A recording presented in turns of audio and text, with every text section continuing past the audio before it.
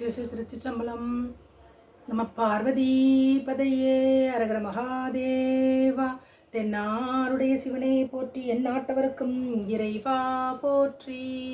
ஒளியான திருமேனி உமிழ்தானும் மிகமேவு களியார வருமானை கலல் நாளும் மறவாமல் அழியாலும் மலர் தூவும் அடியார்கள் உளமான வெளியாகும் வடிதாய வினை கூட நினையாவே.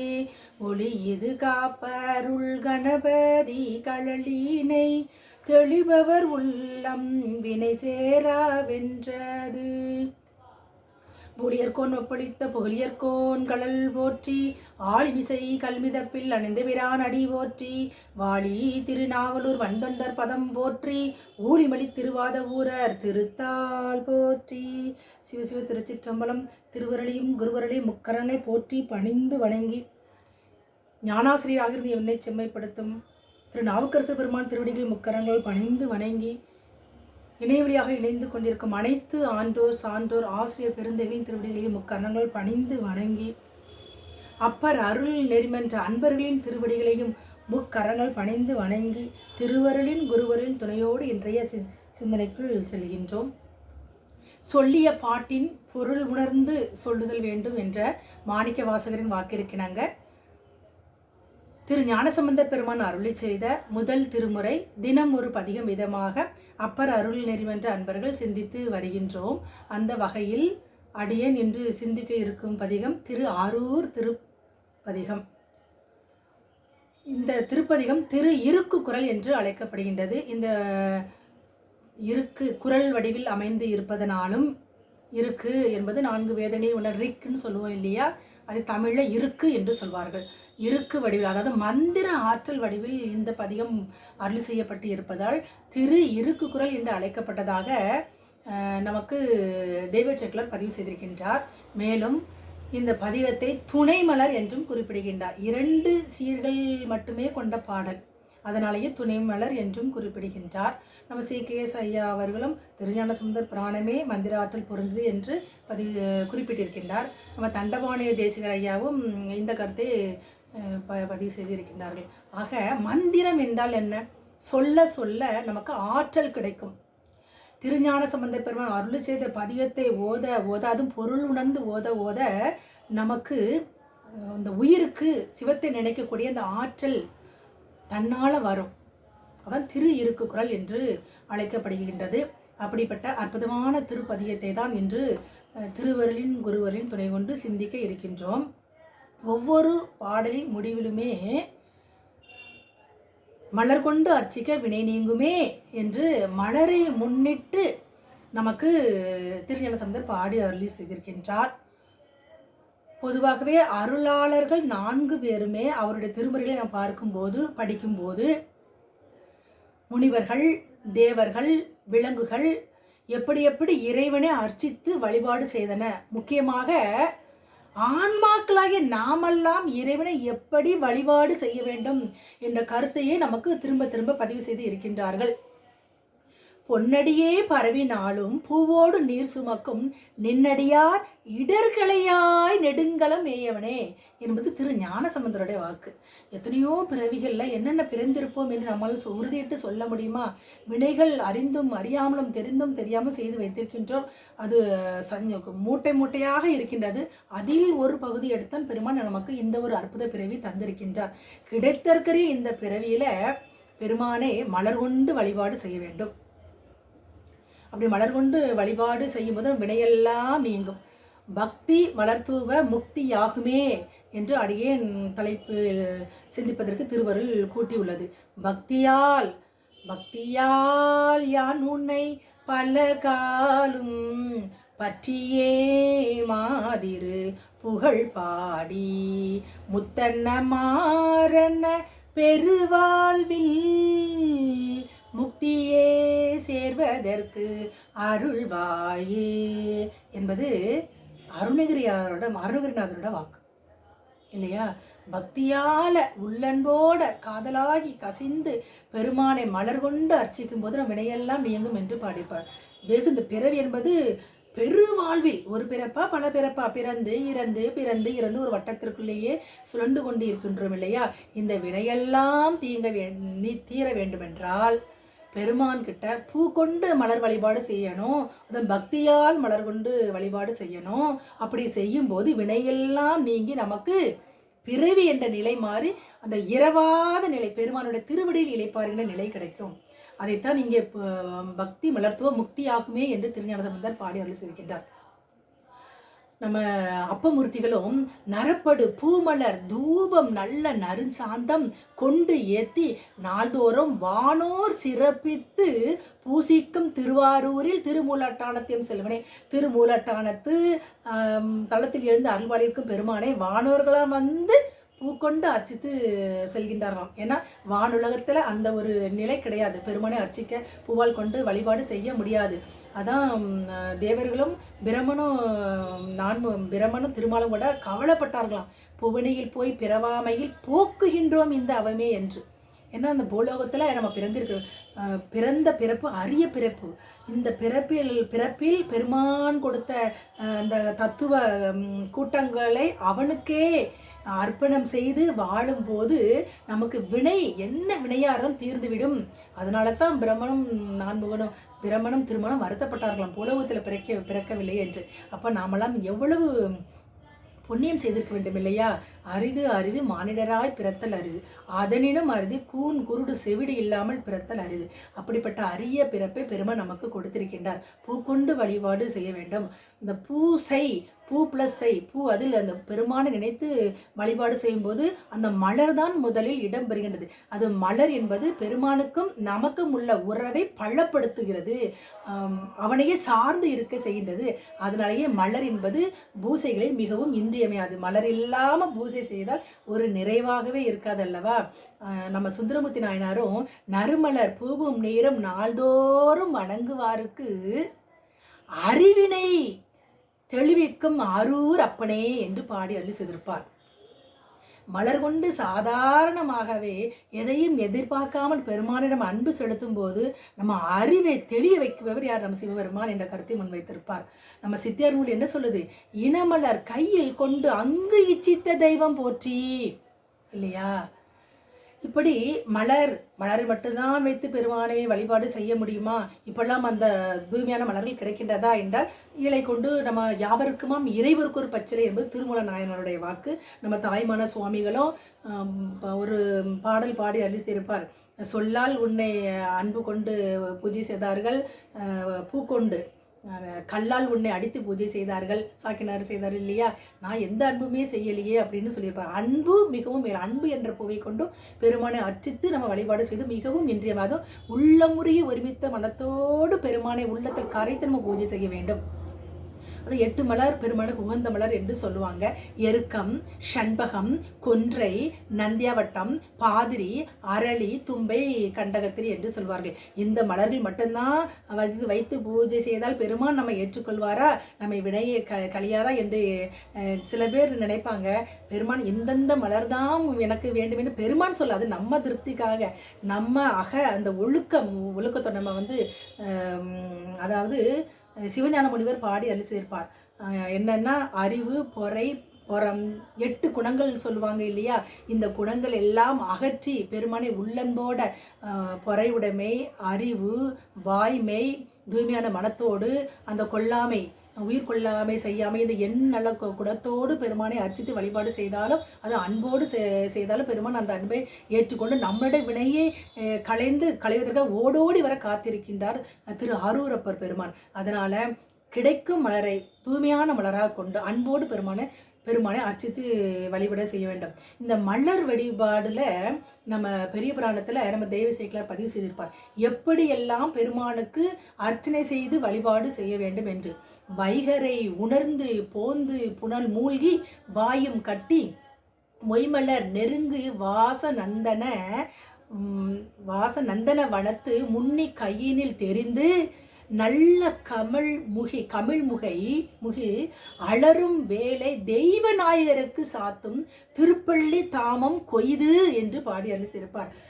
காலங்காத்தாலே அந்த பிரம்ம முகூர்த்த நேரத்தில் எழுந்து அந்த தெய்வ நாயகரான நம் சிவபெருமானுக்கு பூசாற்றி வழிபடும் போது முதல்ல நம்மை தூய்மைப்படுத்தி அந்த புனல் ஏரியிலேயோ அல்ல ஆற்றில் மூழ்கி நம்மை புனிதம் சுத்தம் செய்து கொண்டு அந்த வாசனை உள்ள மலர்கள் நாம நுகர்ந்து விடக்கூடாது என்பதற்காக முகத்தில் துணியை கட்டி பெருமானை நினைந்து அவனோட திருவடி தாமரைக்கு அர்ச்சிக்கணும் என்று சொல்லுவாங்க.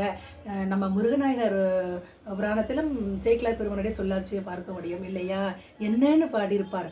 புலரும் பொழுதின் முன் எழுந்து புனித நீரில் மூழ்கி போய் மலரும் செவ்வித்தம் பெருமான் முடிமேல் வாநீரு மதி உளவு மருங்கு முருகிருக்கு நகைக்கும் பதத்தினுடன் பறித்த அழகின் மலர்கள் வெவ்வேறு திருப்பூக்குடைகளில் அமைப்பார் என்று நம்ம தேவசேக்கலார் பதிவு செய்திருப்பார்.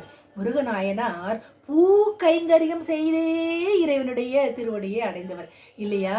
புலருவதற்கு இந்த காலை புலருவதற்கு முன்பாகவே எழுந்து தன்னை தூய்மை செய்து கொடுத்து முகத்தில் துணியை கட்டி ஒவ்வொரு பூவும் ஒவ்வொரு விதம், அதாவது கடினமான மலர்களும் இருக்கும் மென்மையான மலர்களும் இருக்கும். கடினமான மலர்கள் அந்த மென்மையான மலர்களை கசங்கி விடக்கூடாது என்பதற்காக ஒவ்வொரு தனித்தனி குடை அமைத்து அந்த தனித்தனி குடைகளிலும் தளிர் இலை அரும்பு போது தனித்தனியாக வகைப்படுத்தி பெருமாண்ட திருவடியிலிருந்து திருமுடி வரைக்கும் அழகழகாக மலர்களால் அர்ச்சித்து ஆராதனை செய்து சரமாக கட்டி மாலையாக தொடுத்து அந்த தலைக்கோல வரைக்கும் அழகுபடுத்துவாராம்.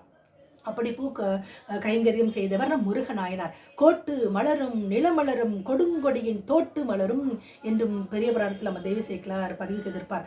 இந்த புட்பவதிங்கிற புக்கில் தர்மயாதின குரு முதல்வர் 20க்கு மேலான மலர்கள் உதாரணமாக ஒவ்வொன்றுக்குமே சொல்லியிருப்பாங்க. அப்படின்னு 2 மலர்கள் உதாரணமாக சொல்கிறேன். கோட்டு மலர் என்பது ஷண்பகம், அந்த மந்தாரை பெருமானுக்கு அர்ச்சிப்பது.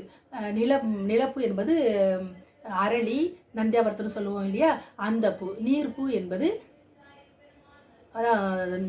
அள்ளி, தாமரை, செங்குவளை, கருங்குவளை என்று சொல்வோம். அதன் நீர்ப்பூ, அது கொடிப்பூ என்பது முல்லை, மல்லிகையே சொல்லுவாங்க. இதையெல்லாம் தனித்தனியாக அது எப்படி பறிப்பாராம்? விரிந்த மலர்களை ஒதுக்கிவிட்டு இன்னும் சற்றே நேரத்தில் மலரக்கூடிய அந்த மலர்களை அன்பால் ஒவ்வொன்றாக பறித்து ஒவ்வொரு கூடையிலையும் வைத்து பெருமான் திருவடிக்கு கொண்டு போய் சேர்க்கும்போது விரியுமாம். அப்படி விரிகின்ற மலரைத்தான் பெருமானுக்கு அர்ச்சனைக்கு செய்து சரமாக கட்டிய மாலையாக தொடுத்து அழகு பார்ப்பாராம். அது அப்படி பூ கைங்கரியம் செய்தே பெருமானுடைய திருவடியை அடைந்தவர் நம் முருகன் நாயனார். அது மட்டுமா, நம்ம சுந்தரமூர்த்தி நாயனார், அப்புறம் நம்ம சாக்கிய நாயனார், முருக நாயனார், செருத்துறை நாயனார், இவர்களெல்லாம் பூ எப்படி அது பெருமானுக்கு மட்டுமே உகந்தது, அதை நாம கூட நுகரக்கூடாது என்பதில் உறுதிப்பாட்டோட ஒரு கொள்கையோடையே வாழ்ந்தவர்கள் நம்ம பெரிய புராணம் வாயிலாக நம்ம தெரிந்து கொள்கின்றோம். அப்படிப்பட்ட பூவை இதமா பதமா பறித்து பெருமான் திருவடிக்கு கொண்டு சாற்ற வேண்டும். அப்படி சாற்றும் போது என்ன கிடைக்கும்? பக்தி மலர்த்துவ முக்தியாகுமே. பக்தியோடு பெருமானுக்கு அர்ச்சிக்கும் போது நமக்கு அந்த வீடு பேறு என்ற பேரானந்தம் கிடைக்கும் என்றுதான் திருஞான சம்பந்த பெருமாள் பதிவு செய்திருக்கின்றார். இந்த பாடலுக்குள் தலைப்பை சிந்தித்து விட்டோம். இன்னும் நம்ம பாடலுக்குள் போகலாம். சித்தம் தெளிவீர்கள் அத்தன் ஆரூரை. சித்தம் தெளிவீர்கள். நம் சித்தத்தை தெளிவாக வைத்துக் கொள்ளும் போது, சிவத்தை சார்ந்து வைத்துக் கொள்ளும் போது அதான் எப்படி உன்னுடைய எதிர்காலம் நன்றாக இருக்கும் அப்படின்னு சொல்றார். அதாவது இப்போ சித்தம்னா என்ன முதல்ல நம்ம தெரிஞ்சுக்கணும். சித்தம் என்பது அகக்கருவிகளில் ஒன்று. மனம், புத்தி, அகங்காரம் சித்தம் என்று சொல்லுவோம். இது 4ம் அகக்கருவிகள். இந்த அகக்கருவிகள் புறத்தே உள்ள புறக்கருவிகள் ஐம்புலன் வழியாக வரும் செய்திகளை, அதாவது புறக்கருவிகள் மெய், வாய், கண், மூக்கு, செவி, இந்த 5ம் ஓசை, ஊறு, ஒளி, சுவை, நாற்றம் இதன் மூலமாக உணர்வுகளை உள்ளே கொண்டு போகும். அப்படி கொண்டு போகும்போது மனமானது அதை வாங்கி, புத்தியானது அதை வகைப்படுத்தி, அகங்காரம் இன்னதென்று தீர்மானித்து சித்தத்திற்குள் அனுப்புமா. இப்போ உதாரணமாக ஒரு பாம்பு என்று வைத்துக்கொள்வோம். அது போகும்போது கண்ணு பார்த்ததுன்னா கண்ணு ஆன்மா பார்க்குது. ஆன்மா அதை சூரியனிலிருந்து உணர்வாங்க அதை பார்த்து அந்த உயிருக்கு கொண்டு செல்லுகின்றது. அப்படி செல்லும்போது அப்படி ஒவ்வொரு காது கேட்கும். என்ன கேட்கும்? பாம்பு சீரும் இல்லையா, அந்த சீரும் சத்தத்தை கேட்டு அந்த சத்தத்தை உடனே கொண்டு அந்த ஓசை மூலமாக உள்ளே கொண்டு செல்லும். இப்படி ஐம்பொறிகளும் ஐம்புலர் உணர்வாக கொண்டு வரும் செய்திகளை மனமானது அதை வாங்கி வாங்கி வைத்துக்கொள்ளும். புத்தியானது வகைப்படுத்தும். அகங்காரம், இப்போ அகங்காரம் என்னதென்று தீர்மானிக்குமா. இப்போ இரவு நேரம் என்றால் இது பாம்பா இது கயிறா என்று தோன்றும் இல்லையா, அது என்னதென்று முடிவு செய்து நம்ம சித்தத்திற்கு அனுப்புமா. இப்படி உலகத்தில் உள்ள அனைத்து பொருள்களையுமே பார்த்து பார்த்து அந்த செய்திகளெல்லாம் வாங்கி சித்தம் ஒரு கட்டத்தில் முழுவதும் நிறைந்து ஆன்மாவையே மறைத்து விடும். ஆன்மா அதிலிருந்து மீள முடியாது. ஏன்னா சித்தம் ஒரு பெட்டகம். இந்த பெட்டகத்தை திறப்பதற்கு உதவும் கருவிகள் தான் அருளாளர்கள் அருளி செய்த திருமுறைகள், சாத்திர நூல்கள்.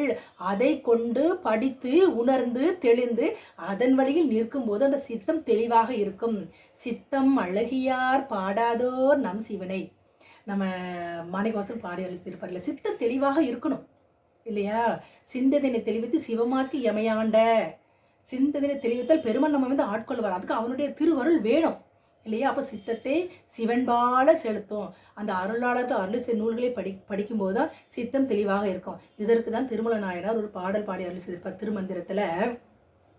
அது மனத்தில் எழுந்தது மாய கண்ணாடி நினைப்பால் அதனின் நிழலையும் காணோம் வினைப்பயன் போக விளக்கியும் கொள்ளார் புறக்கடை இச்சித்து போகின்றவாறே.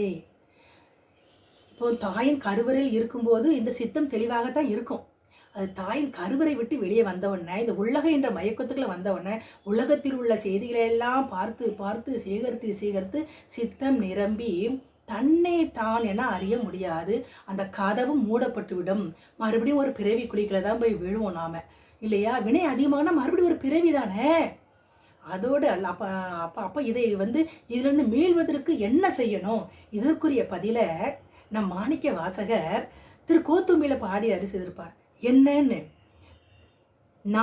நான் யார், என் உள்ளம் யார், ஞானங்கள் யார், வானோர் பிரான் என்னை ஆண்டிலனேல் மதி மயங்கி ஊனார் உடைத்தலையில் உன் பழி தேரும் அம்பலவன் தேனார் காமலம் சென்றுதாய் கோத்தும்பி என்று பாடி அளித்திருப்பார். பெருமானுடைய திருவடியை யார் பற்றி கொள்கின்றார்களோ அவரை பெருமான் தாங்கி தன் வழியில கைப்பிடித்து இந்த வழியில் தான் போக வேண்டும் என்று நமக்கு பாதை அமைத்து தருவார்.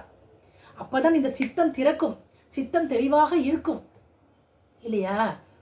நம்ம பட்டினத்தடிகள்கிட்ட அவரை சுற்றி இருந்தவர்கள் கேட்டாங்களாம், எங்களுக்கு ஏதாவது அறிவுரை சொல்லுங்க அப்படின்னு கேட்டாங்களாம். அதுக்கு அவர் சொன்னாராம், விட்டுவிட போகிறது உயிர், சுட்டுவிட போகிறார்கள் சுற்றத்தார்கள், பட்டதெல்லாம் போதும் சிவத்தை எப்பொழுதும் ஏற்றுங்கள் கொண்டாடுங்கள் அதுவே சுகம், வீடு வாசல் மாடு மனை அத்தனையும் சற்றே மறந்து சிந்ததனில் சிவத்தை ஏற்றுங்கள் பாவம் செய்யாதீர்கள் அப்படின்னு சொன்னாராம். அப்போ எப்பெல்லாம் நம்ம பெருமானை நினைக்காம இந்த உலகம் என்ற மயக்கத்தில் இருந்தால் பாவம் செய்கின்றோம், வினையை நாமே கூட்டிக் கொள்கின்றோம். தாமே தமக்கு சுற்றமும் தாமே தமக்கு விதி வகையும் மாணிக்கவாசகர் பாடி அருள் செய்திருக்கிறார் இல்லையா யாத்திரை பத்தில். நாம தாங்க இந்த வினை என்பது நாமும் கொண்டு வந்தது, பிறர் நமக்கு தந்ததில்லை. நாம் செய்த வினையை நாம் தான் கழிக்க வேண்டும். இப்போ அரியதொரு பிறவி பெருமான் நமக்கு தந்திருக்கின்றார்.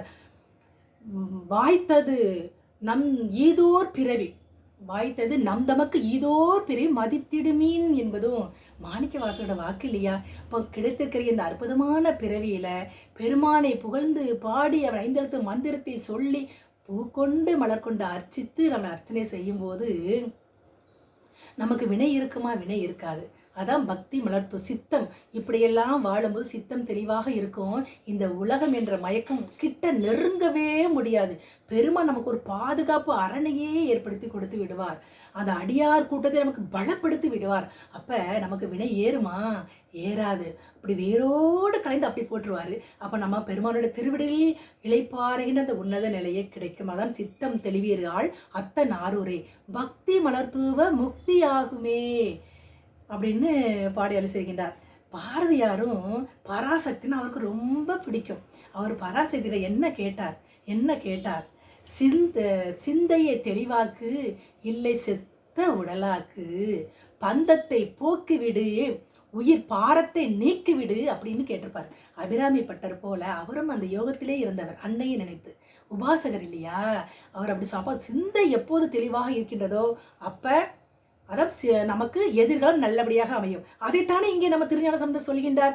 சிந்தனை சித்தம் தெளிவீர்கால், உன்னுடைய வாழ்க்கை நல்லபடியாக இருக்க வேண்டும் என்றால், மறுபடியும் ஒரு பிறவி குழிக்கில் நீ போய் விழாமல் இருக்க வேண்டும் என்றால் என்ன செய்யணும்? திரு ஆரூர் தலத்தில் எழுந்து அருள்பளிக்கும் பெருமானின் திருவடிக்கு அவனுடைய உருவத்தை தோற்றத்தை மனதில் வாங்கி பதித்து மலர் கொண்டு அர்ச்சித்து வழிபாடு செய். உன்னுடைய சித்தத்தை தெளிவாக வைத்துக்கொள். உன்னுடைய சித்தத்தை தெளிவாக அவன் பார்த்து கொள்வான். அதை உணர்த்தவே நமக்கு சித்தம் தெளிவீர்கள் அத்தன் ஆரூரே. அத்தனாக, அப்பனாக, உறவாக, தோழனாக, நமக்கு எல்லாமாகவும் இருக்கக்கூடியவன் பெருமான். ஆனால் அவனுக்கு ஆதியும் அந்தமும் இல்ல அரும்பெரும் சோதியான்.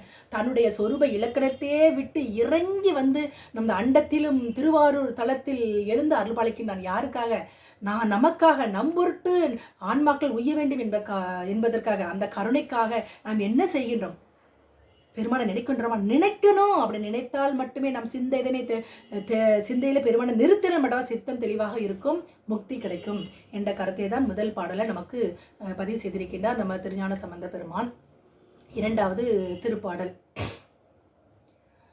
பக்தி பிறவி அறுப்பீர்கள் அரவன் அரூரை மறவாது ஏத்துமின் துறவி ஆகுமே. பிறவி, இந்த பிறவியை சாதாரணமாக நாம நினைத்தா அறுக்க முடியுமா? எனக்கு பிறவி வேண்டாம் என்று சொன்னால் பிறவி வராமல் இருக்குமா? பிறவி ஆற்றில் புகுதாதே என்பது அருணகிரிநாதருடைய வாக்கு. பிறவி பெருங்கடல், அதை நீந்துவது கடினம். பிறவி பெருங்கடல் நீந்தாதார் இறைவனிடை சேராதார் என்பது வள்ளுவர் பெருந்தகையார் வாக்கு இல்லையா? இந்த பிறவியை அறுக்கக்கூடிய வல்லாளன், பேராளன், சீராளன், உலகுடைய ஒரு முதலை நம் சிவபெருமான் மட்டும்தான். அதனால தான் சொல்கின்றார் பிறவி அறுப்பீர்கள் அரவன் ஆரூரை. அரவன் செம்மையான வழியில் தர்மத்தின் வழியில் நிற்கக்கூடியவன் சிவபெருமான். பிறந்த பிறப்பருக்கும் பிஞ்சகந்தன் பெய்கல்கள் வெல்க அப்படின்பது நம்ம மாணிக்கவாசனுடைய வாக்கு. திருவாசலே சொல்லியிருப்பார் இல்லையா? தொல்லை இருவரை சூழும் தலை நீக்கி அள்ளலறுத்து ஆனந்தமாக்கியதே முதல்ல ஆரம்பிக்கும் போதே ஆரம்பிச்சிருப்பாரு. இந்த பிறவியை களையக்கூடிய வல்லாளன் நம்ம சிவபெருமான் ஒருவர் மட்டும்தான். அவருடைய திருப்பாதனையை பற்றி கொண்டால் மட்டும்தான் பிறவியை அறுக்க முடியும். அதுவும் சிறந்தடையார் சிந்தனைகள் தேனூறி நின்று பிறந்த இப்பிறப்பருக்கும். இந்த பிறவில பிறந்தா இறப்பு உண்டு. அந்த இறப்பு வருவதற்குள்ளாகவே பெருமானையே நினைந்து நினைந்து பூவும் நீரும் கொண்டு அர்ச்சித்தாலே போதும். புண்ணியம் செய்வார்க்கு பூவுண்டு நீருண்டு. மானுட பிறவி தானும் வகுத்தது மனம் வாக்கு காயம் ஆனிடத்தில் ஐந்தாடும் அரண்மனைக்கென்றோ என்றும் சாத்திர நூல்கள் குறிப்பிடுகின்றதல்லவா? அப்போ நம்ம பூக்கொண்டு நம்ம பெருமானை நம்ம அச்சுக்கணும். அதாவது சித்தியார் நூலையும் சொல்லுது, இனமலர் கையில் கொண்டு அங்கு இச்சித்த தெய்வம் போற்றி. மலர் கொண்டு இந்த மலர் கொண்டு வழிபடும் பெருமானுக்கு நமக்கு உள்ள உறவை அப்படியே பள்ளப்படுத்தும். இப்போ மலர்ல தேன் இருக்குதுங்க, ஏன் மலர் கொண்டு பெருமானுக்கு அர்ச்சிக்கின்றோம்? அந்த தேன் தானும் கெடாது, பிறரையும் கெட விடாது. அப்படிப்பட்ட தேனை பூவிலிருந்து எடுத்து கொண்டு சாற்றுவதை விட பூவில் இருக்கும் போதே வண்டு மொய்ப்பதற்கு எச்சிப்படுவதற்கு முன்பவே அந்த மலர் கொண்டு அப்படியே கொண்டு பெருமானிடம் அர்ச்சித்து அது ஒரு சுகந்தம் நறுமணம் வீசும். நம்மளுடைய புலன்கள் கூட அங்கெங்கே சிதறி போகாது. இப்போ நம்ம சாதாரணமாக ஒரு தோட்டத்துக்கு போகிறோம் என்று வைத்துக்கொள்ளுமே, அங்கே வண்ண வண்ண மலர்கள் இருக்கும். அந்த மலர்களை பார்த்தோம் நம்ம கண்கள் அங்கங்கே அகலாது, சிந்தனை அங்கேயே நிற்கும். காது அந்த வண்டு ரீங்காடும் சத்தத்தை கேட்கும். அவ ஒரு சுகந்தமாக இருக்கும். மூக்கு வேற எங்கேயும் போகாது, அங்கே அந்த சுகந்தத்தையே அப்படியே முகந்து கொண்டு இருக்கும் இல்லையா? அப்போ அந்த அந்த நறுமணம், அந்த சுகந்த மலர்களை கொண்டு நாம் அந்த சுகந்தத்தை வாங்கி கொள்ளாமல் அதை பெருமான் திருவடி கொண்டு சாட்டும் போது பெருமானுக்கு நமக்கும் ஒரு சுகந்தம் வீசும். நம்மளோட சிந்தனையை தெளிவாக்கி சிவஞான அறிவு பெருமான் நமக்கு புகட்டுவார். அதான் மலர் மிகவும் முக்கியமாக கருதப்படுகின்றது. அடுத்து இதை தான் இந்த பிறவியை அறுப்பதற்கும் எப்படி இதுக்கு ஒரு நல்ல வழி என்னன்னு சொல்றதுக்கும் நம்ம சாத்திர நூல் சொல்லுது. உண்ணும் உளது ஐயும் உளது உணர்வாய் ஓதாய் மண்ணும் பவும் தீர்க்கும் மருந்து. இந்த பிறந்துட்டோம் பெருமானுடைய திருவருளால். அப்படி பிறந்த இந்த பிறவியில் மறுபடியும் இறந்து பிறக்கக்கூடாத நிலைமை வர வேண்டும். பெருமானுடைய திருவடியிலே போய் நம்ம இளைப்பாற வேண்டும் என்றால் நம்ம அதுக்கு பெருமான் உடம்பு வாய் கொடுத்திருக்கின்றார். இந்த உடம்பு நன்றாக இருக்க வேண்டும் என்பதற்கு அறுசுவை உணவை உண்கின்றோம். அப்படி உடம்பை வளர்ப்பது போலவே உள்ளுக்குள் இருக்கும் உயிர் இறைவனுடைய உயிர். அந்த உயிருக்கு நம்ம என்ன பண்ணணும்? அவனுடைய மந்திரத்தை சொல்லி சொல்லி ஓதி நம்ம வினையெல்லாம் கழியும். பல பிறவிகள் செய்த வினைகள் எல்லாம் கழிந்து இந்த மறுபடியும் ஒரு பிறவி குழிகள் போகாமல் நமக்கு மருந்தாகி பெருமானோட திருவடியில் கொண்டு போய் சேர்க்கும் இல்லையா? அப்படின்னு நம்ம சாத்திரவள் திருவருப்பையன்னு சொல்லுது. அதை நம்ம திருமல நாயனாரும் என்ன சொல்லியிருப்பாரு? சிவ என்னும் நாமத்தை சிந்தனையில் நிறுத்தி சிவ என்னும் நாமத்தை மனதில் ஒடுக்கி அப்படி வரும்போது நமக்கு ஒரு பரிசு கிடைக்கும். என்ன பரிசு? சிவாய நம்ம இந்த மந்திரத்தை சொல்லி சொல்லி வரும்போதே அது என்ன பரிசு? அவமதி தீர்ந்து அரும்பிறப்பு அருமஞ்சை என்றும் திருமல நாயனார் பாடி அருள் செய்திருப்பார். பெருமானுடைய மந்திரத்தை 5 எழுத்து மந்திரத்தை ஓத ஓத ஓத தகன உள்ளுக்குள் இருந்து கொண்டிருக்கின்ற அந்த ஆணவத்தின் தன்மைகளெல்லாம் வெளியே போய் அந்த சுத்த தன்மைக்கு வந்து சிவமாம் தன்மைக்கு வந்து பெருமான் அந்த பிறப்பை அறுத்து விடுவார். மந்திரமும் அதான் மந்திரம். எப்போதுமே நம்ம நெற்றியில் விபூதி இருக்கணும். முக்தி தருவது நீர். நம்ம திருநீற்று பதியத்தில் படிக்கின்றோம். திருநீர் அணிந்து அந்த ருத்ராட்ச மாலைகளை பூண்டு அவன் இதெல்லாம் நமக்கு அரண், பாதுகாப்பு அரண். பேராயிரம் பரவி வானோர் எத்தும் பெம்மானே பிரிவில்லா அடியாருக்கென்றும் வாராத செல்வம் அறிவிப்பானே மந்திரமும் தந்திரமும் மருந்துமாகி தீராத நோய் தீர்த்தரல வல்லான் தன்னை அப்படின்னு நம்ம திருத்தாண்டகத்தில் படிக்கணும். நம்ம அப்பமுருதரோட வாக்கு இல்லையா? அப்படி மந்திரம் ஓதி திருநீர் அணிந்து மலர் கொண்டு மலர் கிடைக்கவில்லையா கவலைப்பட இலை கொண்டு அர்ச்சிக்கலாம். இலை உங்களுக்கு இல்லையா? சுத்தமான நீர் அன்பினால் அவனை அர்ச்சித்தாலும் கூட பெருமான் அந்த பாசத்தை அன்பை ஏற்று அவனுடைய நேசத்தை நம் உள்ளத்துக்குள் வந்து குடி புகுந்து நமக்கு அந்த பிரிவு நோயே கலைந்து நமக்கு பேரானந்தத்தை இரவாத நிலையை தருவான் என்ற கருத்தை தான் 2வது பாடல்ல பாடி அருளி செய்திருக்கின்றார் நம் திருஞான சம்பந்தர் பெருமான். அடுத்த பாடல். துன்பம் துடைப்பீர்கள் அன்பன் அணியாரு நண்பொன் மலர்தூவ இன்பம் ஆகுமே. துன்பம் எதனால வருகின்றது? நம்ம பல பிறவிகளை இதுக்கு முன்னாடி செய்த பல பிறவிகளை செய்த அந்த தீவினைகள் தான் துன்பமாக வந்து நம்மை வந்து தொல்லை தரும், துயர் தரும் இல்லையா? அந்த துன்பத்தை நீக்க வேண்டுமானால் என்ன செய்யணுமா? துன்பத்தை துடைக்க வேண்டுமென்றால் அன்பனாக நேசனாக திரு ஆரூர் தலத்தில் எழுந்து அல்வாழிக்கும்கூடிய பெருமானே நண்பன் மலர் தூவி நமக்கு இன்பம் கிடைக்கும் அப்படின்னு சொல்கிறார். இன்பம் வந்தால் அதாவது இன்பம் வந்து அழியாத இன்பம், அதைத்தான் நீங்கள் குறிப்பிடுகின்றார். திருமுதுகுன்றத்திலையும் பாடி அருள் செய்கின்ற நம்ம திருஞான சம்பந்தர் இல்லையா? நின்று மலர் தூவி இன்று திரு முதுகுன்றை நன்று ஏத்துவார்க்கு என்றும் இன்பமே. பெருமானுடைய திருவடியை சார்ந்து அவன் இருக்கும் ஆலயங்களில் சென்று அவனை வழிபாடு செய்யும் போது என்னால் நமக்கு இன்பம்தான். அப்படி என்றால் என்ன சொல்ல வருகிறார்? பெருமானை நினைக்காத நாளெல்லாம் துன்பம் தரும் நாள் என்று குறிப்பிடுகின்றார். துன்பம் என்பது வினையால் தானே வருது.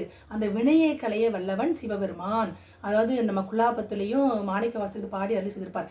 என்பு உள் உருக்கி இரு வினையை ஈடழித்து துன்பம் களைந்து துவந்துவங்கள் தூய்மை செய்து முன்பு உள்ளவற்றை முழுதழிய உள் புகுந்த அன்பன் குலாத்தில்லை ஆண்டானே கொண்டான் என்றே அப்படின்னு பாடி அருள் செய்திருப்பார் இல்லையா? அன்பனாக நேசனாக பெருமான் திரு ஆரூர் தலத்தில் எழுந்து அருள் பாலிக்கின்றான். என்பு இருவினை நம்ம அவனை உள்ளன்போடு நம்ம வந்து திரு ஆரூர் பெருமானை மனதில் நிறுத்தி வழிபாடு செய்யும்போது நம்ம தோந்துவங்கள் என்றால் இன்பம் வந்தாலும் சரி, இன்பம் வந்தால் ஆட்டம் போடாத நிலை, துன்பம் வந்தால் தோண்டு போகாமல், அதாவது எல்லாமே பெருமான் நான் செய்த வினைக்கு தக்கவாறு வருகின்றது, அதை தாங்கி கொள்ளக்கூடிய மனப்பக்குவத்து மீதா என்னோடு இரு என்ற விண்ணப்பம் செய்யும்போது அது எப்போ நமக்கு இருவினை, அந்த உயிருக்கு இருவினை ஒப்பு நடைபெறுகின்றது. இருவினை ஒப்பு நின்றாலே மலபரிபாகம் உடனே நடைபெறும். அப்புறம் சத்திரிபாதம் தான். சத்திரிபாதம் ஒரு உயிருக்கு வந்துச்சு என்றால் திரோதன சக்தி உள்ளே அமர்ந்து விடுவாள். அந்த உயிருக்கு அப்புறம் என்னாலும் இன்பந்தான். எந்த அந்த உலக மயக்கத்தில் போகாமல் அந்த உயிரை பாதுகாத்து செம்மைப்பட்டு இறைவனுடைய அருகிலேயே கொண்டு போய் நம்ம சக்தியானால் கொண்டு போய் சேர்த்து விடுவாள் இல்லையா? அது தோந்துவங்கள் இருவினை ஒப்பு தான் குறிப்பிடுகின்றார்.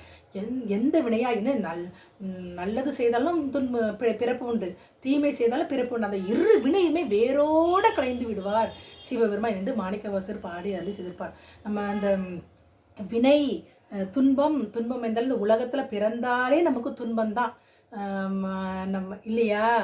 மனைவி, தாய், தந்தை, மக்கள் மற்றும் உள்ள சுற்றங்கள் வினையுலே விழுந்து அழுந்து வேதனைக்குள் இடமாகாதே. கடல் சூழ் நாகை காரணம் சென்று அடைந்து அவருடைய திருவடி பற்றுகொள் என்றோ நமக்கு தேவாரத்தில் படிச்சிருப்போம் இல்லையா? அப்படி இந்த உலகத்தில் மனைவி, மக்கள், உற்றார் உறவினரோடு இருந்தாலும் அவர்களிடம் காட்டும் அன்பு வேதனை தர வல்லதுதான். அதே அன்பை பெருமான் கிட்ட கேட்கும்போதும் பெருமான் கிட்ட சாட்டும்போது நமக்கு என்னால் என்பதான். இப்போ இந்த நிலையில் வாழ்ந்தவர் நம்ம காரைக்கால் அம்மையார் இல்லையா? அம்மா பெருமான்கிட்ட தீராத காதல் கொண்டார். பெருமான் உனக்கு என்ன வேண்டும் அப்படின்னு கேட்கும்போது அம்மா என்ன கேட்பாங்க? இரவாத இன்ப அன்பு வேண்டிப்பின் மீண்டும் பிறவாமை வேண்டும் அப்படின்னு கேட்டுருவாங்க. மீண்டும் பிறப்புண்டேல் உன்னை மறவாமை வேண்டும் அப்படின்னு கேட்பாங்க. சாமி, உன்னை எப்பொழுதும் நினைந்து உழுது உன்னை போட்டுக்கிட்ட அந்த அன்பு எனக்கு வேணும், அப்புறம் பிறவாமை வேணும் அப்படின்னு கேட்பாங்க. இந்த பிறவாமையே தீர்மானிப்பது நாம் பெருமான் அல்லவா? சாமி, அப்பனே, அடியேன் செய்த வினைக்கத்தக்கவாறு ஏதேனும் பிறவி வந்துச்சுன்னா உன்னை அந்த நிலைமையில மறவாமை வேண்டும். அப்படி அன்பர்களாக நாமெல்லாம் தினம் பெருமானிட்ட விண்ணப்பம் வைத்து கொண்டே இருக்க வேண்டும். ஏன்னா நம்ம அறிந்தோ தெரிந்தோ தெரியாமலோ மனமொழி வாக்கால வினை செய்து கொண்டுதான் சில வினை செய்து கொண்டுதான் இருக்கின்றோம். எல்லாத்தையுமே பெருமானிட திருவடியில் ஒப்படைச்சுட்டேன்னா பெருமான் எனக்கு எதுவுமே தெரியாது, அறியேன் அறியேன் உற்றதுணை உறுதுணை நீயே என் அத்தனை என்று பெருமான் திருவடியில் நம்ம சரணடையணும். அவன் தனக்கு தாயாக தந்தையாக அத்தனாக உற்ற தோழனாக ஒரு துணையாக இருக்கின்றான் இல்லையா? ஆதியும் அந்தமும் இல்லை, அரும்பெரும் ஜோதியான். ஆனால் நமக்கெல்லாம் ஆதியும் அந்தமுமாக இருக்கக்கூடியவன் சிவபெருமான் இல்லையா? அதனால துன்பம் வருதே என்று கவலைப்படாம அவனுடைய திருவடியை பற்றி கொண்டோம் என்றால் என்ன நடக்கும்? அன்பனாக திரு ஆரூர் தலத்தில் எழுந்து அருள்வாளிக்கும் பெருமானே மலர் கொண்டு அர்ச்சித்து வழிபாடு செய்யும்போது நம்ம வினையெல்லாம் நீக்கிவிட்டு என்னைக்குமே அழியாத அவனோட திருவடி இன்பத்தை நமக்கு தருவான், காட்டி நம்மை ஆட்கொள்வான் என்ற குறிப்பை தான் இந்த 3வது திருப்பாடலை நம் திருஞான சம்பந்தர் பதிவு செய்திருக்கின்றார். 4வது திருப்பாடல். உய்யல் உருவி இருக்கால் ஐயன் ஆரூரை கையினால் தொழ நையும் வினைதானே. உய்யல் என்றால் தப்பித்தல் என்று பொருள். எதிலிருந்து தப்பிக்கணும்? இந்த உலகம் என்ற அந்த மாயையிலிருந்து தப்பிக்கணும். மாய வாழ்க்கையை மெய்யென்றெண்ணி மதித்திடா வகை நல்கினான். யார் நல்கினார்? மாணிக்கவாசன் நமக்கு பாடி அருளி செய்திருக்கின்றார்கள் அல்லவா? பெருமான் நல்கினார் இல்லையா? பெருமானே குருவாக வந்து ஏற்கொண்டு அவர் செய்த அவர் குருவாக ஏற்றுக்கொண்டு அவரை பெருமான் அவருக்கு ஆட்கொண்டார். அப்போ பெருமானுடைய துணை இருந்தால்தான் இந்த மாய வாழ்க்கையிலிருந்து நம்ம தெளிவடைய முடியும் இல்லையா? அப்போ இந்த உய்யல் தப்பிக்கணும் இந்த உலகம் என்ற பாசத்திலிருந்து. அதுக்கு வழி என்ன? அதுக்கு பெருமானை நினைக்க வேணும். இதுதான் நம்ம கம்ப ராமாயணத்தில் தசரதன் ராமர்கிட்ட கேட்பானா, உய்யலாவது ஒரு நெறி புக உதவிட வேண்டும் அப்படின்னு கேட்பாராம். அதாவது அவருக்கு 60,000 மனைவிங்க, அவர் அரசர், நல்ல போகத்தை துய்த்தவர் தான். இருந்தாலும் அந்த பிறப்புனாலே அது துன்பம், துக்க சாகரம், இடர்கடல் அல்லவா? இதிலிருந்து மீள்வதற்கு எனக்கு ஒரு வழிகாட்டு, தப்பிக்கன்னு அப்படி கேட்பார். அது கம்பராயணத்தில் ஒரு வரி வரும். அப்படி இந்த உலகம் என்ற மயக்கத்திலிருந்து நம்மால் தெளிவடைய முடியுமா என்றால் முடியாது. பெருமானை நினைந்து உருகி முயற்சி பண்ணி விண்ணப்பம் செய்து கொண்டே இருந்தால் தான் பெருமான் நம்மை கரம்பற்றி அழைத்து செல்வார். இந்த வழியில் தான் போகணும் என்று இல்லையா? அதைத்தான் இங்கே சொல்கின்றார். உய்யல் உருவீர்கள் ஐயன் ஆரூரை. அப்படி ஐயம் திருவாரூர் எழுந்து அருள்வாளிக்க பெருமனை கையினால் கை கால் கூப்பி தொழில் கடிமாமலர் குவி நின்று பைவாய் பாம்பரை ஆர்த்த பரமனை கைகால் கூப்பி தொழில். இந்த கைகள் கொடுத்ததே, இந்த கருவிக்குரணம் கொடுத்ததே பெருமானை சரீர தொண்டுகள் செய்து அவனை வழிபாடு செய்வதற்காக. இப்போ நம்ம கைகள் அந்த கையை எதற்கு உதவுகின்றது? நம்ம வீட்டில் ஒரு 4 தொட்டியாவது வைக்கணுங்க. அதில் திருநீட்டு பற்றில நல்ல அற்புதமாக வளரும். அதுக்கெல்லாம் உரமே தேவையில்லை. புதினா கூட தளதளன்னு வரும், அதை நட்டு வைக்கலாம். அரளி நன்றாக வளரும். இப்படி எளிதாக வளரக்கூடிய மலர்கள் செடிகளை வாங்கி சிவபூஜை செய்து பெருமான் கிட்ட அன்பு கொள்வது அவனுக்கும் நமக்கும் உள்ள அந்த அன்பு உறவு பள்ளப்படும். அதன் பூ இன்றியமையாது. அதான் அப்படியே விரிவதற்கு முன்பாக நாமே பராமரித்து நாமே பெருமானுக்கு அர்ச்சனை செய்வோம். அதில் ஒரு சுகம் இருக்கிறது. அதை ஆனந்தத்தை நாம் வாய்விட்டு சொல்ல முடியாது, அனுபவிக்கணும். சிவபூஜை செய்வதற்கு பொதுவாக நம்ம வெளியே போய் வாங்கவே கூடாது. முடிந்த வரைக்கும் நம்ம வீட்டில் இலைத்தலைகளாக நட்டு அதிலிருந்து இலைகளை பறித்து பெருமானுக்கு சூட்ட வேண்டும். அப்படி கிடைக்கவில்லை என்றால் நம்ம சிவஞான சாமியார் பாடி அருள் செய்திருப்பார் இல்லையா? உயிர் கொள்ளாமை அருள் பொறியடக்கம் தவம் பொறை வாய்மை அன்பு அறிவு இதெல்லாம் அடக்கி அன்பு கொண்டு பெருமானை பூஜை செய்து வழிபாடு செய்தாலே நமக்கு வினை என்பதே கட்டுகளவு கூட இருக்காது. பெருமான் அந்த வினையெல்லாம் களைந்து வேரோடு களைந்து அவனுடைய திருவடியில் நம்மை ஆட்கொள்வார். 4வது திருப்பாடல். சிவசிவ 5வது திருப்பாடல். பிண்டம் அற்பீர்கால் அண்டன் அரூரை கண்டு மலர்தூவ விண்டு வினைப்போமே. பிண்டம் என்பது இந்த உடம்பு, அண்டம் என்பது உலகம். இந்த பிண்டத்தை நாமால நினைச்ச நேரத்திற்கு வேண்டாம் என்று சொல்ல முடியுமா? இந்த பிண்டம் ஏற்கனவே இந்த கேவல நிலையில் இருந்துதான் பெருமான் கருணையோடு நமக்கு ஒரு பிண்டம் கூட்டி வைத்திருக்கின்றார். அந்த பிண்டம் இந்த உலகம் இறப்புக்கு போவதற்கு முன்னாடி பெருமானே சார்ந்து அவன் புகழ்பாடி வாழணும், பெரும நாமத்தை சொல்லணும். அப்படி சொல்லாமல் இந்த உலகம் என்ற மயக்கத்திலேயே நம்ம இருந்தோம் என்றால் அந்த இறப்புன்னு வரும்போது அந்த வினைக்கத்தக்கவாறு அந்த ஆன்மாவானது கொஞ்ச காலத்துக்கு அதை சூக்ம உடல் எடுத்து நரகத்திலேயோ சொர்க்கத்திலேயோ வினைகளை கழிந்து எஞ்சியிருக்கும் வினைக்காக கழிப்பதற்காக ஒரு உடம்பிற்காக காத்திருக்கும். மறுபடியும் அந்த கேவல நிலையில இருக்கும். அந்த கேவல நிலைக்கு மறுபடியும் நம்ம போக வேணுமா? இப்போ இதை தான் நம்ம திருமண நாயனர் பாடி அழிச்சிருப்பார். உண்டு நரக சுவர்க்கத்தில் உள்ளன கண்டு வரும் சூக்ஷ்ம காரணமாக சில பண்டு தொடர பரகாய யோகி போல் பிண்டம் அறுக்கும் பிறப்பரப்பு எய்தியே. இப்படி பிண்டத்தை கொடுப்பதே நம்ம வினையை நாம் தீர்த்து கொள்வதற்காக. அவரவர் வினை விழி அவரவர் வந்தனர். நாம் செய்த வினை தான் நம்மை தொடரும் இல்லையா? அடுத்தவங்க வினையை நாம் ஏற்றுக்கிட்டு வர்றதில்லை. பெருமான் நமக்கு வினை தருதில்லை. நாம செய்த வினையை தான் நம்ம தொடருது. ஊழ்வினை உறுத்து வந்து ஊட்டும் சிலப்பதிகாரம் சொல்லுது. அந்த ஊழ்வினை நம்ம தான் கழித்து கொள்ள வேண்டும். அதற்காக பெருமான் நமக்கு அதற்கரிய மானுட பிறவி கொடுத்திருக்கின்றார். இந்த பிறவி இந்த பிண்டம் எடுத்து வந்திருக்கும் என்றால் தத்துவ கூட்டங்கள் அனைத்தையும் பெருமானுக்கே சமர்ப்பணம். நாமெல்லாம் அவனுக்கு அடிமைங்க. பெருமான் நமக்கு பிச்சை அளித்திருக்கின்றார். கேவல நிலையில் நகர முடியாது இருந்த நமக்கும் ஒரு உடம்பு, அனைத்து அந்த நம்ம எலும்பு இரத்தம் இந்த சதை பிண்டம் எல்லாம் சொல்லுகின்றோம் அல்லவா? இதெல்லாம் எனது எனது எனது கண் எனது கால் எனது கால் என்றே சொல்லுகின்றோமே. எல்லாம் நாம் பெருமான் கொடுத்த பிச்சை அல்லவா? அப்போ இதையெல்லாம் நாம் நினைத்து பார்க்கின்றோமா? அதனால தான் மாணிக்கவாசகர் ஒவ்வொரு பல நாயின் கடையேன் என்று பாடியிருப்பாள். ஏன் நம்ம அப்படிதான் நாய்க்கு கூட நன்றி உண்டுங்க. தலைவனை என்றைக்குமே மறக்காது. ஆனால் நாம் பெருமானை நினைக்கிறோம். உலகம்தான் இந்த உலகம் காட்டும் நெறிதான் மெய் என்று இந்த உலகத்தின் பின்னாடியே சுற்றி மாயக்குள்ளேயே மடிந்தும் போகின்றோம். மறுபடியும் ஒரு பிறவி இந்த அவல நிலைக்கு தள்ளப்படுகின்றோம். இதையெல்லாம் போக வேண்டுமென்றால் பிண்டம் பெருமான் கொடுத்ததே அவனுடைய நாமத்தை சொல்லி கையினால் கண்டு மலர்த்துவ திரு ஆரூர் தலத்தில் எழுந்து அல்வாளிற்கும் பெருமானின் திருவடியிலிருந்து திருமுடி வரைக்கும் அவன் அலங்காரத்தை பார்த்து அதே கண்கள் இரண்டும் உண்களல் கண்டு கழிப்பன ஆகாதே. இந்த கண்கள் பெருமான் கொடுத்திருக்கிறான், அவனை பார்க்கணும், அவன் அலங்காரத்தை பார்த்து அனுபவிக்கணும், சந்தோஷப்படணும்.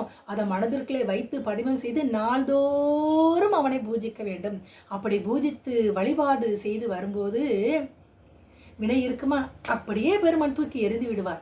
வேரோட தூக்கி அப்படியே போட்டுருவார். நம்ம இப்போ மாடி தோட்டத்தில் செடி வச்சுருக்கிறோம், களைச்செடி வரும், அப்படியே பிடிங்கி போடுறோம் இல்லையா? அதுபோல் பெருமான் அராட்டாக அந்த செடியை அந்த வினையை தூக்கி வீசி விடுவார். வீச நமக்கு வினை இல்லை. வினை இருந்தால் தானே பிறவி. அதாவது இன்னொரு ஒரு தாயின் கரு வரையில் போகக்கூடிய ஒரு இழி நிலை வாராது. மாதா உடல் சலித்தார், நம்ம நான் கால் செலுத்தேன் என்று பட்டினத்தடிகளும் பாடி அழித்திருப்பார். எத்தனையோ தாயின் வயிற்றுக்குள்ளே போய் மாதா உடல் செலுத்தி விட்டால் நம்மளாம் இறந்து நடந்து காலெல்லாம் செலுத்தி விட்டோம் என்று சொல்லியிருப்பார். இனிமையாக நமக்கு புத்தி வருதா? இருந்தாலும் அந்த உலகம் என்ற மயக்கத்திலே தான் இருக்கின்றோம். இருந்தாலும் காலை வேலை இந்த இரு நேரங்களிலாவது பெருமானை நினைந்து உருகி அவனை பாடும்போது அவன் திருமுறைகளை படிக்கும்போதும் நமக்கு ஞானம் சத்தியமாக கிட்டுங்க. இது நம்ம திரு ஞானசம்பந்தரோட வாக்கு, அருளருடைய வாக்கு. இப்போ ஒரு டேப்பை திறந்து ஒரு சொட்டு தண்ணி விழும்படி செய்தால் ஒரு குறிப்பிட்ட நேரத்தும் கழித்து பார்த்தோம் நொம்பி இருக்கும் இல்லையா? அதுபோல் இந்த உலக என்ற மயக்கத்தில் இருந்தால் கூட நம் பெருமானே நமக்கு பிச்சை கொடுத்த இந்த கருவி கரணங்களை அவனுக்கே அர்ப்பணம் குறிப்பிட்ட நேரமாக அவனை தொழணும்.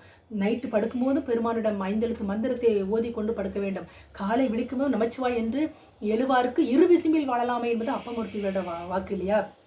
அப்படி வாழ்ந்து ஒரு நெறியில் இருக்கும்போதே அந்த நினைப்பே அந்த இருவேளை வழிவிடுவதே மாறி எந்நேரம் உண்டாலும் உறங்கினாலும் நின்றாலும் இருந்தாலும் அவன் நினைப்பே அங்கே மேலோங்கி, அங்கே சாத்வீக குணம் மேலோங்கி இருக்கும். ஏன்னா அந்த சித்தம் என்பது ஒரு பெட்டகம் அல்லவா. பெருமானையை நினைந்து நினைந்து இருக்கும்போது அந்த சித்தத்துக்குள் தான் 3 குணம் அடங்கி இருக்கின்றது, 3 உலகம் இருக்கின்றது, 3 மலமும் இருக்கின்றது. அப்போ பெருமானையே சார்ந்து வாழும்போது அங்கே மலங்களின் ஆணவத்தின் தன்மைகள் வெளியேறிவிடும், தாமச குணம் அடிபட்டுவிடும், ராட்சச குணம் அடிபட்டுவிடும். இதம்மா பதம்மா அன்பாக உருகின்ற அந்த சாத்விக குணமல்லவா மேலோங்கி இருக்கும். அப்போ பெருமான் அப்போ நமக்கு அவனுடைய தரிசனத்தை, தத்துவ தரிசனத்தை பெருமான் காமிப்பார். நான் இருக்கிறேன் என்ற அந்த ஒரு ஆனந்த எல்லைக்குள் வாழ்ந்தவர்கள் தான் அருளாளர்கள். அதனாலேயே நீங்கள் இந்த பிறவியை துச்சமென நினைத்து விடாமல் எப்பொழுதும் இமைப்பொழுதும் நீங்காதான் வாழ்க என்று மாணிக்கவாசகர் சொல்வது போல, திணைத்தனே பொழுதும் மறந்து உயுணை என்று அப்பமூர்த்திகள் சொல்லியிருப்பது போல, துஞ்சலும் துஞ்சல் இல்லாத போதில் நெஞ்சகம் நைந்து நினைமை என்று திரு ஞானசம்பந்த பெருமான் சொல்லியிருப்பது போல, நற்றவா உன்னை நான் மறப்பினும் சொல்லு நான் நமச்சிவாய் என்று நம்மன் சுந்தரமூர்த்தி நாயனர் சொல்லியிருப்பது போல, அவனுடைய 5 எழுத்து மந்திரத்தை சொல்லி சொல்லி அன்பெண்ணு மலர் கொண்டு பெருமானுடைய திருவிடை இருக பற்றிக்கொள்வோமாக. அடுத்த பாடல். பாசம் அற்பீர்கள் நேசன் பாசம் அற்பீர்கள் ஈசன் அணியாரூர் பாசமலர் தூவ நேசமாகுமே. பாசம், பாசம்னா என்னங்க? இந்த உலகம் மறுபடி பெருமான் இந்த உலகத்தில் திருஞான சம்பந்த பெருமான் உலகத்தை நமக்கு சுட்டி காட்டுகின்றார். உலகம், அந்த பாசம் சாதாரணமானதா? அறம் பாவம் என்னும் அருங்கயிற்றால் அல்லவா கட்டப்பட்டுள்ளது. அந்த பாசம், அந்த பாசத்தை எப்படி அறுக்க முடியும்? நம்ம பிடித்த பத்தில் மாணிக்க வாசகர் அற்புதமாக பாடி அருள் செய்திருப்பார். பாச வேர் அறுக்கும் பழம் பொருள் தன்னை பற்றுமாறு அடியனருக்கு அருளி பூசனை உகந்து என் சிந்தையில் புகுந்து பூங்கழல் காட்டிய பொருளே என்று பாடி அருள் செய்வார். பாச வேற அறுக்க வல்ல வல்லாளன் பேராளன் உலகுடைய ஒரு முதலை நம் சிவபெருமான் மட்டும்தான். இந்திரிய வயமயங்கி இறப்பதற்கை காரணமாய் அந்தரத்தில் தெரிந்து போய் அருநரகில் வீடேற்கு. நம்ம இந்த உலகம் என்ற மயக்கிலேன்னு மயங்கி இருந்தால் மறுபடியும் ஒரு நரகம்தான், இந்த பிறவிதான், இந்த உலகம்தான், இந்த பாசம்தான். இந்த பாசத்தை இதுக்குள்ள போகாம பெருமான் வந்து என்னை ஆட்கொண்டார் என்று கண்டபத்தில் முதல் பாடல்லையே நம்ம மாணிக்கவாசகர் பாடி அருள் செய்திருப்பார் இல்லையா? அப்போ அந்த பாச வேறு அறுக்கக்கூடிய பெருமானிடம் நாம் நேசம் கொள்ளணும், அன்பு கொள்ளணும்.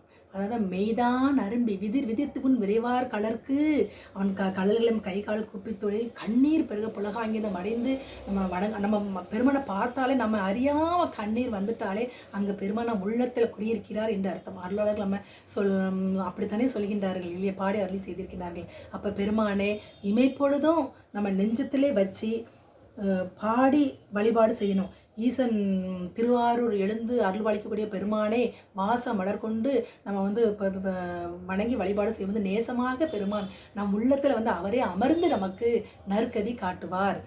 கவலைப்படாதீங்க, பெருமானை விட்டு விடாதீர்கள், கொண்டாடுங்கள், போற்றுங்கள், துதிபாடுங்கள், புகழுங்கள் என்று இங்கே திருஞான சம்பந்த பெருமான் நமக்கு பதிவு செய்திருக்கிறார்.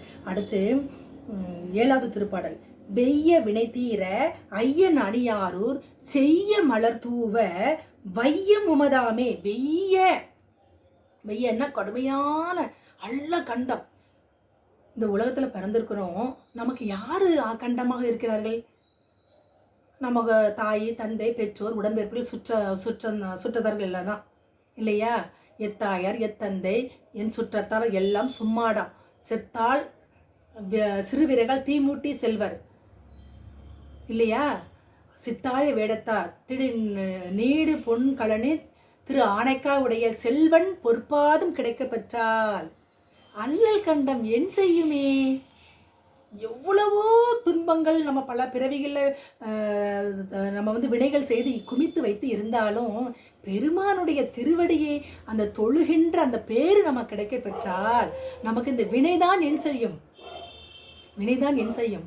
அப்படியே இந்த வினை பிறவிய ஒரு தேகம் இல்லையா? வினை பிறவியை தேகம் கொண்டா என்பது பட்டின தடிகளோட வாக்கு.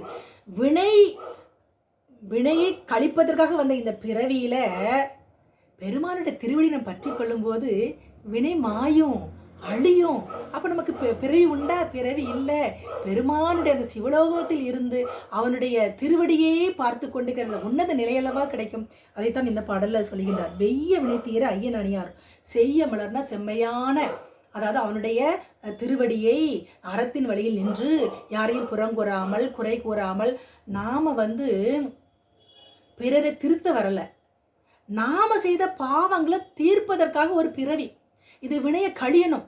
இந்த வினை கழித்தாதான் பிறவி அறுபடும். இல்லைன்னு பிறவி அறுபடுமா? பிறவி சங்கில் நீண்டு கொண்டே போகும்.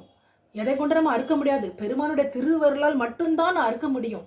அப்போ நான் வந்த வேலை இந்த உலகம் என்பது நமக்கு ஒரு மாய கண்ணாடி, வைப்பு சக்தி, அது ஒரு நல்ல சக்தி. அதை பார்த்து நாம் யார், எதற்காக வந்திருக்கின்றோம், எதை சார்ந்து பயணம் செய்ய வேண்டும் என்பதை நம்ம சற்று யோசித்து பார்த்து பெருமான்கிட்ட விண்ணப்பம் வைக்கும்போது பெருமானை கதவு திறந்து விடுவார். இந்த வழியில் தான் போக வேண்டும், இப்படித்தான் வணங்க வேண்டும் என்று, இல்லையா? அதைத்தான் இங்கே சொல்கின்றார். அறத்தின் வழியை நிற்க செய்து நையும் எவ்வளவுதான் வினை இருந்தாலும் நினைந்துருகும் அடியாரே நைய வைத்தார் அப்படின்னு நம்ம அப்பமூர்த்திகள் திருத்தாண்டகத்தில் பாடி அருள் செய்திருக்கின்றார். பெருமானை நினைந்து நெஞ்சு நெக்கு நினைந்து உருகி யார் யாரெல்லாம் வழிபாடு செய்கின்றார்களோ அவரோட வினையெல்லாம் அப்படி சரசரன மேட்டில் இருந்து தண்ணி எப்படி பள்ளத்தை நோக்கி ஓட அதுபோல் அப்படியே போயிடும். ஒரு வித்து கூட இருக்காது. அந்த வினை என்கிற வித்து பெருமான் அது அந்த வினையை விட்டாதானே மறுபடியும் ஒரு பிறப்பு வரும். தன்னோட நெற்றிக்கெல்லாம் எரித்து சாம்பலாக்கி விடுவார். வினை என்பதே வாராமல் பார்த்து கொள்வார். அது எப்பேற்பட்ட விண்ணுறு அடுக்கிய விறகின் வெவ்விலை உண்ணிய புகிலவே ஒன்றுமில்லையா பண்ணிய உலகில் பயின்ற பாவத்தை நன்னி நின்ற அறுப்பது நமச்சிவாயவே. திரு அரூர் பெருமானை நினைந்து அவரோட அஞ்செழுத்து மந்திரத்தை சொல்லி சொல்லி வரும்போது வாச மலர் கொண்டு பூஜித்து வழிபாடு செய்யும் போது இந்த வினையெல்லாம் இல்லாமல் ஓடிவிடும். தெளிந்த நீரோடையாக சிவமாம் தன்மையில் இருக்கும்போது நமக்கு பிறவி உண்டா? பிறவி இல்லை அப்படின்னு இங்கே திருஞான சம்பந்தர் சொல்கிறார். அடுத்து 8வது திருப்பாடல். அரக்கன் ஆண்மையை நெருக்கினான் ஆரூர் கரத்தினால் தொழ திருத்தமாகுமே. அரக்கன்னா ராவணனை பற்றி குறிப்பிடுகின்றார். ராவணன் சிறந்த சிவபக்தன். அவனுடைய சிவபக்தியை உலகத்திற்கு காட்டவே ஒவ்வொரு பாடலிலும் 8வது பாடலில் நமக்கு திருஞான சம்பந்தர் பெருமான் பதிவு வைத்திருக்கிறார். நம்ம ராவணனை பற்றி சிறந்த சிவபக்தனாக இருந்தாலும் ஆணவத்தின் அதிகத்தினால, அந்த உச்சத்துக்கு போனதுனால, அறியாமையினால என்ன பண்ணுவார்? கைலை மலையை தூர்க்க முற்படுவார். அதனால் பெருமான் லேசாக தான் அவர் அழுத்துவார். 2 மலைகளுக்கிடையே அகப்பட்டு கொள்ளுவார். மறுபடியும் பெருமான் திருவருளும் புரிவார். அப்படி ராவணனுடைய ஆணவத்தை அடக்கியவர் நம் சிவபெருமான். அவரை நம்ம எப்படி தொழணும்? கரத்தினால் தொழ அப்படின்னு சொல்ல. கரத்தினால் அவனை அதாவது சரீரை தொண்டு நந்தவனம் அமைத்து செடி கொடிகள் வளர்த்து அதில் கிடைக்கும் மலர்களை கொண்ட நம் பெருமானுக்கு, நம் பெம்மானுக்கு, நம் சீராளனுக்கு, நம் தலைவனுக்கு, நம் உத்தமனுக்கு, நம்மை காக்கும் ஆதியாக விளங்கக்கூடிய நம் பரம்பொருளுக்கு அர்ச்சித்து வழிபாடு செய்யும்போது வினை இருக்குமா? இருக்காது. வினை இல்லைன்னா பிறவி இல்லை. அதைத்தான் இங்கே சொல்லுகின்றார். திருத்தமாகுமே. எப்படியெல்லாம் நமக்கு ஒரு பிறவி உண்டு என்று பிரமன் கைப்பட எழுதியிருந்தாலும் அதை ஒரு செகண்டில் மாற்ற வல்லவன் பேராளன் நம் உலகுடைய ஒரு முதலியன் சிவபெருமான். மார்க்கண்டேயனுக்கு 16 வயதுதான். அவருடைய அந்த ஆயுட்காலத்தையே மாற்றி பிறவா நிலையை தந்தவர் நம் சிவபெருமான் அல்லவா? இல்லையா? அப்போ நம்மையும் அவர் அப்படித்தான், நம்ம அவரோட குழந்தைகள் தானே, நம்மை விட்டு விடுவாரா என்ன? அப்போ நம்ம அவர் கொடுத்த எவ்வளவோ கருணை கொண்டு கேவல நிலையில் நம்ம தூக்கி விட்டுருக்காரு. அப்போ நம்ம இன்னும் ஒருபடி மேலே தானே போகணும்.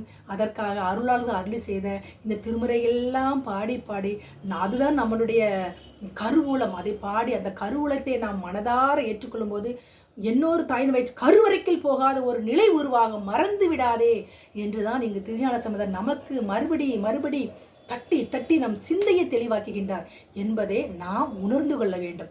அடுத்த பாடல். துள்ளும் இருவருக்கும் வள்ளல் ஆரூரை உள்ளும் அவர் தம்பில் வில்லும் வினைதானே. துள்ளும் இருவர் என்று இங்கே யாரை குறிப்பிடுகின்றார்? திருமாலையும் நான்முகனையும் குறிப்பிடுகின்றார். இருவருமே நான் தான் பெரியவன், நான் தான் பெரியவன் என்று ஒரே போட்டி, பல வருடங்களாக சண்டை. வேதமே இறங்கி சிவபெருமான் தான் முதல்வன் என்று சொல்லியும் அவர்கள் ஆணவத்தின் அந்த உச்ச நிலையில் இருந்ததனால அறியாமையினால் அறிய முடியவில்லை. அதனால் பெருமானையும் அவர்களால் காண முடியவில்லை அப்படின்னு சொல்லிட்டு வள்ளல் அப்படின்னு சொல்கிறார். ஏன் வள்ளல் அவர்? இந்த உலகத்தில் நமக்கு ஒரு பிறவி கொடுத்து போகத்தை துய்த்து அழியக்கூடிய பொருட்களை எல்லாம் அழியக்கூடியது என்பதை நமக்கு உணர்வித்து அழிவில்லாத அந்த முக்தி வேறு என்ற அந்த வீடு பேர் என்ற பேரானந்தத்தையும் தரவல்லவன் அந்த சீராளன் திரு உடையவனையார் சிவபெருமான் அல்லவா? நன்றுடையானை தீயதில்லானே நரை வெள்ளேறு ஒன்றுடையானை உமையொருவாகம் உடையானை சென்றடையாத திருவுடையானே அந்த முக்தி செல்வத்தை தரவல்லவன் நம் சிவபெருமான் ஒருவர்தான். திரு அரூர் மூலட்டானத்தில் எழுந்து அருள்வளைக்கும் எம் பெருமானே எம்மானே பெம்மானே போற்றி புகழ்ந்து நம்ம பாடி அரற்றும் போது வினை வருமா? வராது. அப்படி உள்ளும் அவர் தம்மேல் யார் யாராலும் இப்படி உள்ளம் முருகி நினைந்து நினைந்து நெக்கு போற்றிவோம் நமச்சிவாய புயங்கனே மயங்கினேன் போற்றிவோம் நமச்சிவாய புகலிடம் பிரிதொன்றிலை போற்றிவோம் நமச்சிவாய் என்று அரற்றுவாருக்கு வினை வருமா? வினை ஏறுமா? ஏறாதல்லவா? அப்போ நமக்கு பிறவி இல்லை. அதுதான் நீங்கள் மறுபடியும் நமக்கு திருஞான சம்பந்தர் நமக்காக அறிவுரை சொல்வது போல் அமைந்துள்ளது இந்த பாடல் வரிகள். அப்போ வினையை அப்படியே கிள்ளி அப்படி போட்டுருவார். அப்போ நமக்கு வினை இல்லை.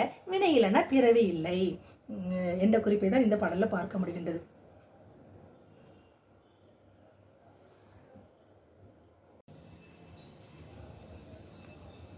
அடுத்து 10வது திருப்பாடல். கடுக்கொள் சீவரை அடக்கினான் ஆரூர் எடுத்து வாழ்த்துவார் விடுப்பர் வேட்கையே. கடுக்கல் சீவரை அடக்கினான் ஆரூர் எடுத்து வாழ்த்துவார் விடுப்பர் வேட்கையே. கடுக்கல் சீவரை என்று சமணர்களையும் சாக்கியர்களையும் பற்றி இங்கே குறிப்பிடுகின்றார். அவங்க பல்லே விளக்க மாட்டாங்க. என்ன பண்ணுவாங்க? பல்லு விளக்கலன்னா துர்வாசனை துர்நாற்றம் அடிக்கும் இல்லையா? அதை மறைப்பதற்காக கடுக்கா சாப்பிடுவாங்களா? அந்த குறிப்பை சொல்லுகின்றார். அவர்கள் துவராடைகள் அணிபவர்கள். அதனால் சீவர்கள் என்ற குறிப்பினையும் பதிவு செய்கின்றார். அவர்கள் இருவரையும் சமண சாக்கியர்களை அடக்கினான் ஆரூர். 2 பேருமே ஆரூரப்பன் அடக்கினார் என்ற குறிப்பை இங்கே நமக்கு பதிவு செய்கின்றார். இப்போ நம்ம திரு ஞானசம்பந்தர் திருப்புகழூரில் திருநாவுக்கரசர் திரு ஆரூர் பெருமானின் அந்த அழகை அவரின் சிறப்பை சொல்லும்போது அதை கேட்டு அவரை பார்க்க வேண்டும் என்றுதான் திருவாரூர் வருகிறார் இல்லையா? இப்போதான் வருகின்றார். எப்படி சமண சாக்கியரை அவர் அடக்கி இருக்க முடியும்? யாரை சொல்கின்றார் நம் திருஞான சம்பந்தர்? திருநாவுக்கரசரை இங்கே நமக்கு ஞாபகப்படுத்துகிறாராம். என்னன்னு? சிவபெருமான் திருநாவுக்கரசரை கருவியாக கொண்டு சமணர்களை அடக்கினார்கள் அல்லவா? எவ்வளவோ துன்பம் இழைத்தார்கள் சமணர்கள் திருநாவுக்கரசருக்கு. அத்தனையும் முறியடித்தார் இல்லையா? அதை இங்கே நமக்கு நினைவுபடுத்துகின்றார். கடுக்கல் சீவரை அடக்கினான் ஆரூர். அந்த சமண சாக்கியர்களை திருநாவுக்கரசர் கொண்டு அன்றே எம்பெருமான் அடக்கினாரே அப்படிங்கிற குறிப்பை இங்கே நமக்கு திருஞான சம்பந்தர் பதிவு செய்கின்றார். அடுத்து எடுத்து வாழ்த்துவார். அப்படிப்பட்ட நம் பெருமானை வாழ்த்தணும். வாழ்த்த வாயும் நினைக்க மட நெஞ்சம் தாழ்த்த சென்னியும் தந்த தலைவனே சூழ்த்த மாமலர் கொண்டு துய்யாது வினையே நெடுங்கலமே. பெருமான் எல்லாமே அவனுடையதாங்க. அவன் கொடுத்தது தான். அவனுக்கே கொடுப்பதற்கு என்ன வலிக்குது? நமக்கு செய்கின்றோமா? சாமி அவ்வளவு கருணை நம் சாமி. திருவாரூர் பெருமானை அப்படி வாழ்த்தணும், அவன் புகழ் பாடணும், அவனை நினைக்கணும். அவன் நினைத்தாலே அவனுடைய முகம் உருவம் முன்னாடி நிற்கும். அப்படி வணங்கி பாடும்போது நமக்கு ஆசை வருமா?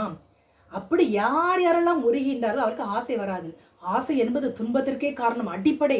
மறுபடியும் இந்த உலகம் என்ற அந்த சேற்றுக்குள்ளே நம்மை தள்ளிவிடும். ஆசை அருமீன் ஈசனோடு இருப்பினும் ஆசை அருமீன். ஆசை விட விட ஆனந்தமே. திருமண நாயனார் பாடி அருள் செய்திருக்கிறார் இல்லையா? அப்போ பெருமானை உள்ளன்போட அப்படியே நினைந்து உருகி அவன் நினைப்பை நம் நெஞ்சில் சுமக்கும் போது அவன் நினைப்பை, அவன் உருவத்தை, அவன் அன்பை, அவன் அழகை நாம் நெஞ்சில் சுமக்கும் போது நமக்கு வினை வருமா? கழிந்தல்லவா போகும். நமக்கு ஆசை வருமா? ஆசை வர பற்றுகளை துறக்க வைப்பான் பெருமான். பெருமானுடைய திருவருள் இல்லாமல் எதையுமே நம்ம விட முடியாது. அவனுடைய திருவருள் இருந்தால் மட்டும்தான் இந்த உலகம் என்ற மயக்கத்தில் போகாமல் ஆசைப்படாமல் இந்த மனதை வேகத்தை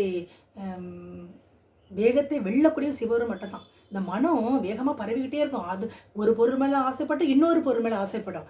அந்த ஆசையெல்லாம் ஒடிக்க வல்ல பேராளன் சிவபெருமான் மட்டும்தான். திரு அரூர் தலத்தில் எழுந்து அருள் பாலிக்கின்றான். அவனுடைய திருவிடை நம்ம பற்றி கொள்ள வேண்டும் என்ற குறிப்பை தான் இங்கே பதிவு செய்கின்றார். நிறைவான பாடல். இதுக்கு நம்ம விடுப்பர் வேட்கை என்பதற்கு நம்ம நால்வரில் ஒருத்தரை பார்க்கலாம். அப்பமூர்த்திகளை பார்க்குறோம் இல்லையா? அப்பமூர்த்திகள் திருப்புகலூருக்கு உழவாரத்துக்கு போவார். அப்போ நம்ம தேவி சேக்கிழார் பெருமான் பதிவு செய்வார். ஆண்ட அரசு பணி செய்ய அவர் தன் நிலைமை காட்டுவார். நம்பர் திருமணி 3 தன்னில் வரும் உழவாரம் நுழைந்து விட தான் எங்கும் பொன்னினோடு நவமணிகள் பொழிந்து இளங்க அருள் செய்தார். எல்லா பக்கம் பொண்ணும் மணியுமா கிடக்கிற மாதிரி செய்தாரா பெருமான். ஆனால் அவர் அதைப்பட்டு ஆசைப்பட்டாரா? இல்லையே. என்ன செய்தார் அவர்? நண்பர்களுடைய அடியாருடைய காலில் குத்தி காயம் ஏற்பட்டு விடக்கூடாது என்று அந்த குப்பையோட குப்பையார் எடுத்து அப்படியே போட்டாராம் இல்லையா? வேட்கை. எதனால் அவருக்கு வேட்கை இல்லை?